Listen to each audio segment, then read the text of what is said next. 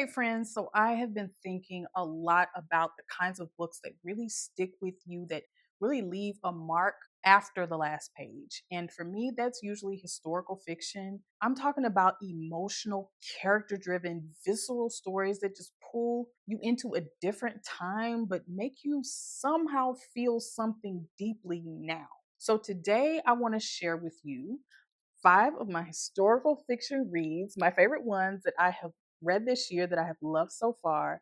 These are books that shook me, stretched me, or just made me really sit still with my own thoughts for a while after I finished the book. While they weren't fast reads, they were felt reads. You know what I mean? So if you're down for those kind of reads, let's get straight into it. So let's start off with The Terror by Dan Simmons. This one was cold in every sense of the word. It starts off with the true story, the doomed 1840s Franklin expedition, two ships, the Terror, the HMS Terror, and the Erebus. They get stuck in the Arctic ice, and everything goes downhill from there real fast. But Dan Simmons just doesn't give you a survival story in this book. He gives you horror. It's paranoia, it's slow, creepy madness, it's malnutrition, it's injuries, and oh yeah, there's something else out there that may be lurking and stalking them from the cold. Yes, this book is dense, but once it grabs you, I promise you, it just doesn't let you go. It's really cold and brutal and claustrophobic and beautifully written. And when I say beautifully written, I mean so thoroughly immersive that I felt chilled in my own bones. And if you've ever wondered what it would feel like to slowly unravel in endless winter darkness amongst all of these challenges, this book will answer that question in detail. It's part historical fiction, part supernatural horror. I would say minor. I would say 90% historical fiction, 10% historical supernatural horror, but it is 100% unfor freaking gettable. You're alternating POVs with different characters, with different responsibilities, different motives. And while I wasn't expecting to spend that much time in these characters' heads, I honestly think that that was the best part about this story. Loved it, highly recommend. Let's move on to The Attic Child by Lola Jaye. This one made me quietly cry more than once, and it is very rare for a book to make me do that. This is a dual timeline story about two children separated by generations, but they're linked by abandonment and loss and erasure, essentially.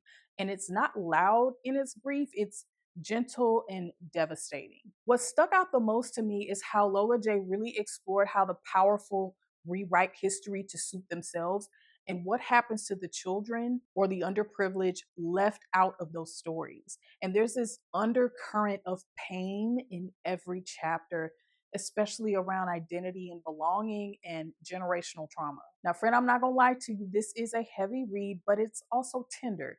It feels like holding a memory in your hands and realizing that it was heavier than you thought. And this one is for readers who crave that emotional depth and thoughtful storytelling with historical resonance. Oh my God, The Coming by Daniel Black. This book didn't just move me, it stunned me. And I'll be honest with you, I thought I was prepared for what this story was going to be. I don't want to dismiss this experience by saying, just another slave story, but it was not, okay? The Coming is collective narrative voice, I guess, that follows a group of Africans during their capture and journey into the Middle Passage. You get to start with them in their communities and the shock of being yanked out of those communities and into this situation. There isn't a lot of dialogue. There is some, but there's not a lot. Purely storytelling. Is deep and lyrical and it's searing, and every page just felt sacred and brutal at the same time. I felt like I was looking into the past for real.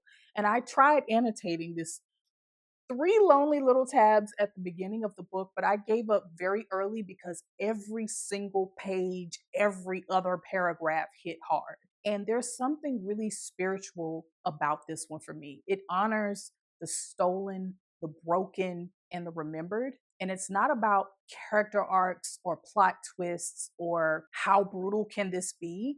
It's about truth, unfiltered and necessary. So I would say if you want to read something that feels more like an ancestral memory, add to cart.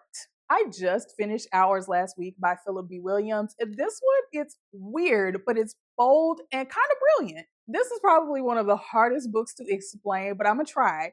But it may be the most fascinating, honestly.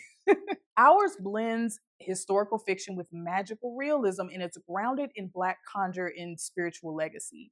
It's not about the spells or the how to of all of that, but it's got elements of folklore, liberation, grief, and just this deep emotional entanglements between these rescued people, especially in how they learn to love and protect and survive one another in this very strange community. So let me be real with you. The writing style it may not be for everyone. It's a little dense, it's sometimes poetic, and sometimes disorienting. Not enough to yank you completely out of the story and you just be like, what the F is going on? No, there were just certain moments that it felt like I was floating above the story instead of immersed in it. And it was mostly those passages that were emotionally heavy. And Phillip B. Williams really leaned on lyrical writing to express that emotional weight. But the way the characters lived and hurt and reached for something bigger, it just stuck with me. And I think that through all of that, that's really communicated. So I will say it's not an easy book, but it's not unreachable. It's not unreadable, but it is for readers who don't mind working a little bit more for meaning, who love prose that kind of reads like a dream, but it sticks like honey. And lastly, let's talk this absolute fire book, Small Mercies by Dennis Lehane. This might be the most emotionally volatile book in this list. So, Small Mercies is set in Boston during the court ordered desegregation of schools in, I think, the 1974, I believe. And it follows Mary Pat Fennessy, who is a woman searching for her teenage daughter that goes missing right as the city is boiling over with racial tension and this systemic hate. Now, let me be clear about Mary Pat, okay? She is racist AF. She's bitter, she is deeply flawed, but as the story unfolds, Dennis Lehane doesn't try to redeem her. He just lays her out bare for us. And what you end up with is a character who is human in the most uncomfortable ways. She's a mother on a mission at the end of the day, and a woman tearing down her whole world because she just has nothing left to lose.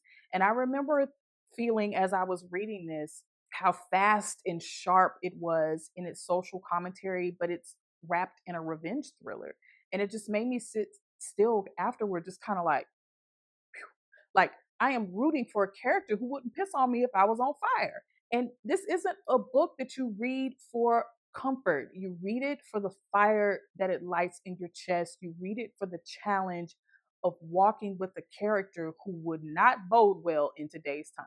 So we're almost halfway through 2025, and those are my 5 most memorable historical fiction reads of the year so far. Honestly, I could talk about these books for hours. They all hit different emotional notes for me, some slow and haunting, some fierce and loud, but they all left something behind. And that's what I look for when I'm looking for stories that stick. So if you've read any of these, if any of these are catching your eye, if you have any other historical fictions that snatched your soul the way these snatched mine, please let me know down in the comments. I want to hear all about it.